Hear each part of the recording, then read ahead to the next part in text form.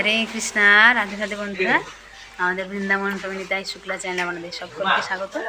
তো আমাদের আজকে সকালের মহাপ্রসাদ হয়েছে খিচুড়ি, পাঁপড়, আর হয়েছে আচার, শসা। হরি বল।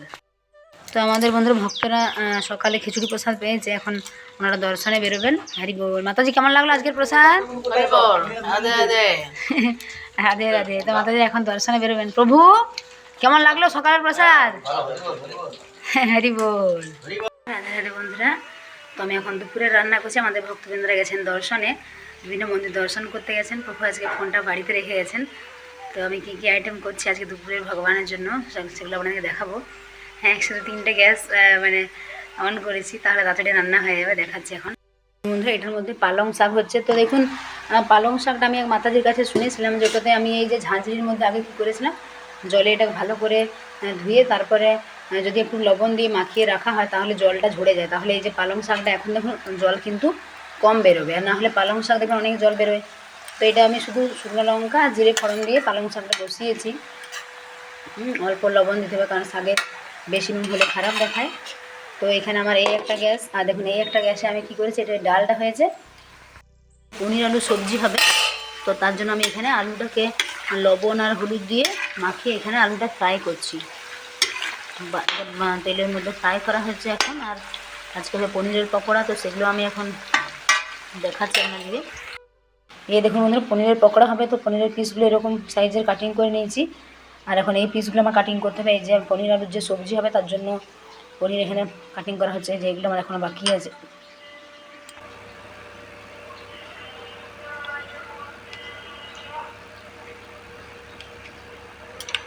এরকম সাইজের পিস করে নিচ্ছি বন্ধুরা পনিরগুলো। আর প্রভু সব সবজি আমান্য করে দিয়ে গেছেন। এই যে একটা সিম আলু ভাজি হবে, শাক হবে, পনিরের পকোড়া হবে, তারপরে একটা আলু পনির দিয়ে একটা সবজি হবে। তো এইসব হবে। তারপরে বন্ধুরা পাঁপড় রয়েছে, আজকে বৃন্দাবনের রসগোল্লা নিয়ে এসেছে, দুপুরে আপনাদেরকে দেখাবো। তারপর পাঁপড় রয়েছে, ফল রয়েছে, স্যালাড রয়েছে, তো অনেক কিছু আইটেম আছে। দুপুরে ভগবানকে ভোগ নিবেদন করে তারপর আপনাদেরকে দেখাবো। তো এই দেখুন বন্ধুরা, শাকের মধ্যে কিন্তু বেশি জল কিন্তু বেরোয়নি, দেখুন শাকটা তাড়াতাড়ি হয়ে যাবে। তো এরকম করে যদি পালং শাকে অনেক দেখবেন জল বেরোয়, এরকম করে করবেন তাহলে কিন্তু অনেক ভালো। এই দেখুন বন্ধুরা কত কম জল বেরিয়েছে। আর যদি আপনি এমনি শুধু পালং শাকটা ধুয়ে আমান্য করে যদি রান্না পালং শাক করেন ভাজি, তাহলে দেখবেন অনেক জল, সেই জলটা কমতে অনেক সময় লাগে। আর যদি আপনি এরকম করে লবণটা মাখিয়ে দেন তাহলে দেখবেন অনেক কিন্তু কম জল বেরোবে। তো তাড়াতাড়ি কিন্তু হয়ে যাবে। এটা এখন ঢাকা দিয়ে দেবো আবার।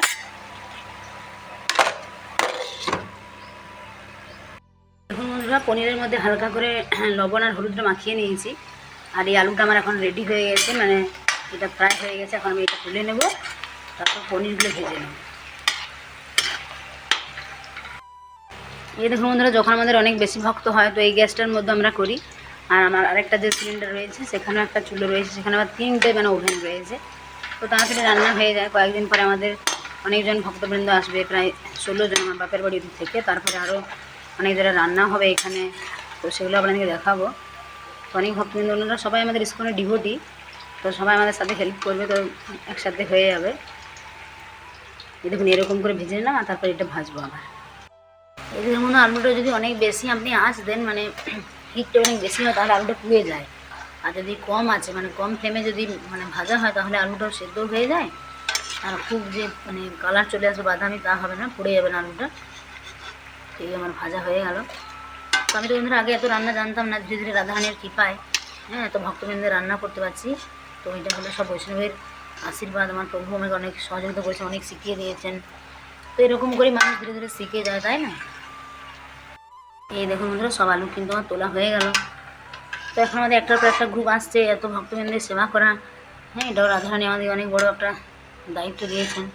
তো আমরা সেই দায়িত্ব পালন করার চেষ্টা করছি। এখন পনিরগুলো আমি ভেজে নেব। তো আরেকদিন বন্ধুরা কয়েকদিন আগে পনিরের সবজি করেছিলাম, তো আমাদের ভক্তবৃন্দরা বলেছিলাম খুব ভালো টেস্ট পনিরগুলো।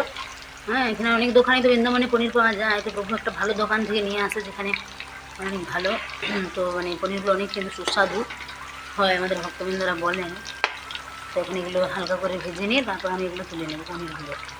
বন্ধুরা শাক ভাজিও কিন্তু হয়ে গেছে। এখানে কিন্তু আমি আর লবণ দিইনি, কেননা আমি আগে অল্প লবণ দিয়ে যেহেতু মাখিয়ে রেখেছিলাম, সব জলটা ঝরে গেছে। বেশি শাক হলে দিতে হয়, অল্প শাক তো শাক আবার নুন হয়ে গেলে ভালো লাগে না।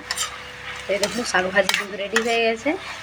আর পনিরের যে পকোড়াগুলো বন্ধুরা, এটাও কিন্তু যদি অল্প লবণ দিয়ে মানে মাখিয়ে নেওয়া হয়, তারপরে বেসনের ব্যাটার করে তার মধ্যে এগুলো মানে তেলের মধ্যে ফ্রাই করবো পনির পকোড়াগুলো। এই দেখুন বন্ধুরা, পনিরের একটা সাইড কিন্তু ভাজা হয়ে গেছে। এগুলো অনেক মানে খুব বেশি ভাজবো না, খুব ব্রাউন করবো না, হালকা হালকা। তো দেখুন বন্ধুরা, আমাদের যারা এখনও ভক্তিপথে আসেননি, ভগবানের কিন্তু মানে আমাদের অনেকে এখন মানে ইস্কনের সঙ্গে যুক্ত হয়েছে বা ভক্তিপথে এসেছে। ভগবানের অনেক সুন্দর সুন্দর রান্না আছে, হ্যাঁ, কৃষ্ণপ্রসাদ। তো আপনারা ভক্তিপথে আসতে পারেন, অনেক সুন্দর সুন্দর আইটেম দেখুন। অনেকে আমাদের ইউটিউবে দেখায়, অনেক গুজরা মাতাজিরা। তো সেই সমস্ত সুন্দর সুন্দর কৃষ্ণপ্রসাদ গ্রহণ করবেন ভগবানের। তো দেখবেন অনেক ভালো ভক্তিপথে আসলে। হারি বল।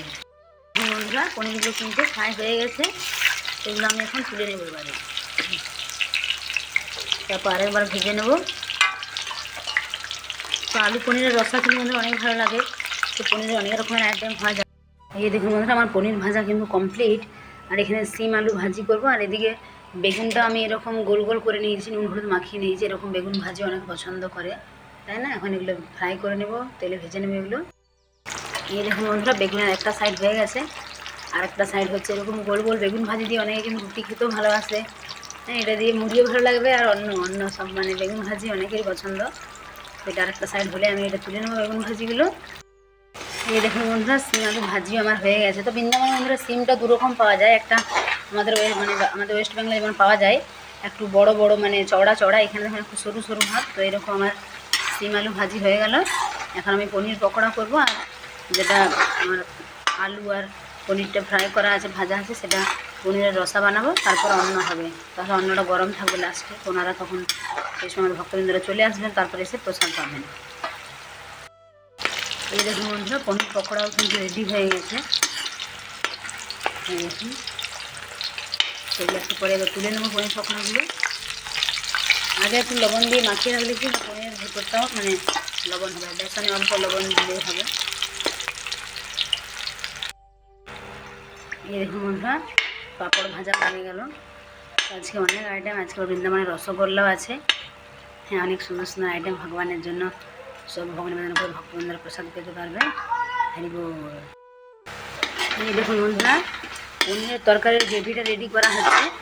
তো এটাতে আমি প্রথমে তেল দিয়ে 5 ফোড়ন দিয়ে শুকনো লঙ্কা ফোড়ন দিয়েছিলাম, আর আদা দিয়েছি, টমেটো দিয়েছি, টমেটো নুন দিয়ে একটু গলিয়ে নিয়েছি। আর এখানে কি কি মশলা দিয়েছি আপনাদের বলছি। এখানে হলুদ মানে হলদি দিয়েছি, হলদি পাউডার, হলুদ গুঁড়ো, হ্যাঁ, জিরে গুঁড়ো, ধনে গুঁড়ো, তারপরে একটু লঙ্কা গুঁড়ো অল্প দিয়েছি, কাশ্মীরি লঙ্কা গুঁড়ো আছে, হ্যাঁ, আর আছে এখানে কসুরি মেথি, আর একটু গরম মশলা। এরপরে এটা আর একটু হয়ে আসলে আমি পনির আলুগুলো ঢেলে দেবো, আর গরম জল করে রেখেছি সেটা মিশিয়ে দেবো। এই দেখুন কীরকম কালার এসছে। এই দেখুন বন্ধুরা, পনির আলুগুলো গ্রেভির মধ্যে দিয়ে সেগুলো একটু মিশিয়ে তারপরে এর মধ্যে গরম জল দিয়ে দেবো।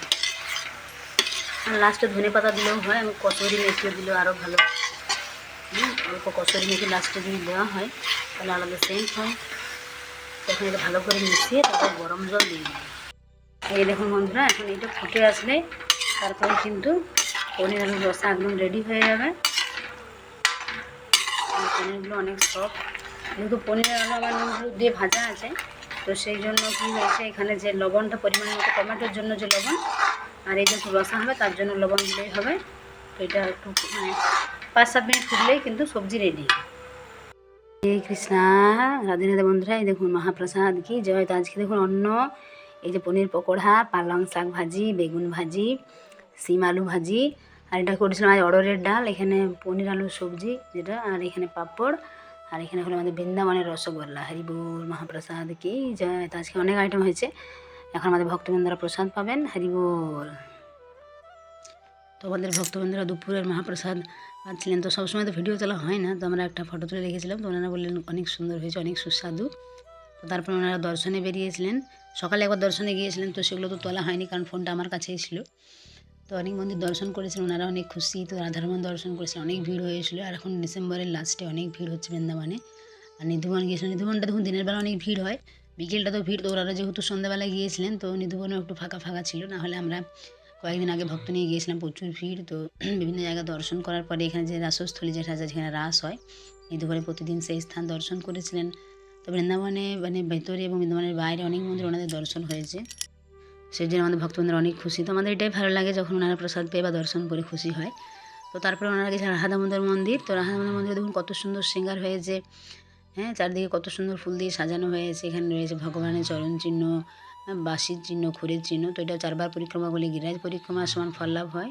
হ্যারি বল। তো তারপরে পঞ্চতত্ত্ব দর্শন করেছিলেন। পঞ্চতত্ত্ব আপনারা দর্শন করুন। সকলে ভালো থাকবেন। যারা আমাদের চ্যানেল নতুন অবশ্যই চ্যানেলটা সাবস্ক্রাইব করবেন। রাধে রাধে।